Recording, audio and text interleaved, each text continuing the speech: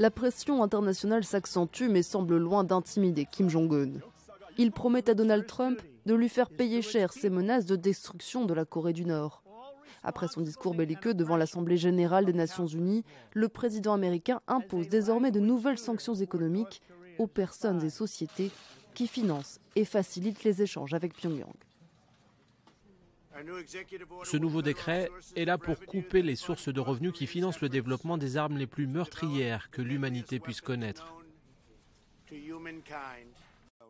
Pour les États-Unis, toutes les options sont envisageables afin de contraindre la Corée du Nord à mettre un terme à son programme nucléaire.